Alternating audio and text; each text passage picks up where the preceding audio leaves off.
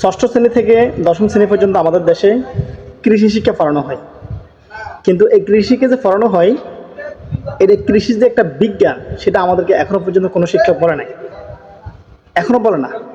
কারণ কৃষি শিক্ষা পড়ায়ও না, এমন শিক্ষক রাখে কৃষি শিক্ষা ক্লাসগুলো কিন্তু আমাদের লেজেরা পড়ে দেয়, মানে 4টার কাছাকাছি সময় দেয়, 4টায় দেয়, 3টায় দেয়, ওই সময় ক্লাস করতে সবাই বিরক্ত, মানে ছুটি হওয়ার একটু আগ মুহূর্তে কৃষি শিক্ষাটা দেয়।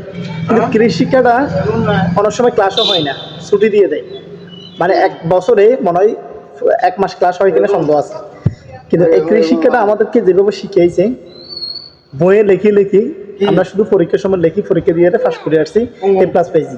আর আমাদেরকে একটা কমন সমস্যা হচ্ছে যে যদি কৃষিকে যদি তোমরা যদি ফেল করো তাহলে কিন্তু এখানে তোমাদেরকে ফাঁস দিয়ে দেওয়া হবে, তা আমরা পড়তামও না। যেটা একদম অ্যাকচুয়ালি সত্য কথা, যেটা ছাত্রছাত্রীরা পড়তেও না, কারণ এটা হচ্ছে অপশনাল একটা সাবজেক্ট। আবার এখানে যদি প্লাস উঠে তাহলে এখান থেকে রেজাল্ট ভালো হয়ে আপনারা প্লাস হয়ে যাবে। কিন্তু এটা যে আমাদের জন্য, আমার লাইফের জন্য যে একটা গুরুত্বপূর্ণ, এটা যখন একাদশ শ্রেণী পাস করে যখন কলেজে যারা সায়েন্সের স্টুডেন্ট জন্য আবেদন করবে তখন কিন্তু আর সাবজেক্ট পাবে না, এই সাবজেক্ট পাবে না কিন্তু, বা এই সাবজেক্ট পাইলে কি এর ভ্যালু কি, এর ভ্যালু কি এখন যারা পড়ছে তারা জানে এর ভ্যালুটা কি।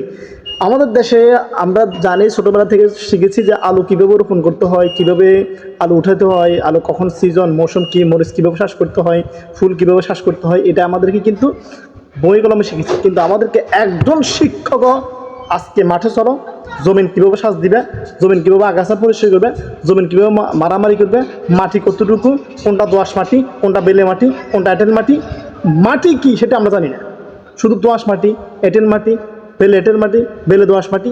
কিন্তু বেলে দোআঁশ মাটিতে কোন ফসল হয় হাত দিয়ে যদি দেখাই দিও এটা বেলে দোআঁশ, এটা দোআঁশ মাটি, এটা দিয়ে এই ফসল হয়, তাহলে আমাদের দেশের কৃষিটা বহু দূর এগিয়ে যেত। আমাদের দেশে যারা কৃষিকাজ করে তারা কিন্তু অর্ধশিক্ষিত বা স্কুলে যায় নাই, কিন্তু তারা কিন্তু যে ফসল উৎপাদন করে নিজেদের জ্ঞান থেকে যেভাবে চাষ করে বহু গুণ এগিয়ে আছে।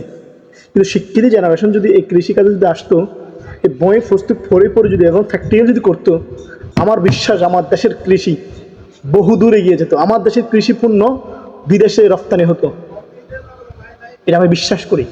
তাই আমি আমাদের শিক্ষকদেরকে বলতে চাই, আপনারা এমনভাবে শেখান যেন এটা কাজে আসে, এই শিক্ষাটা যেন কাজে আসে।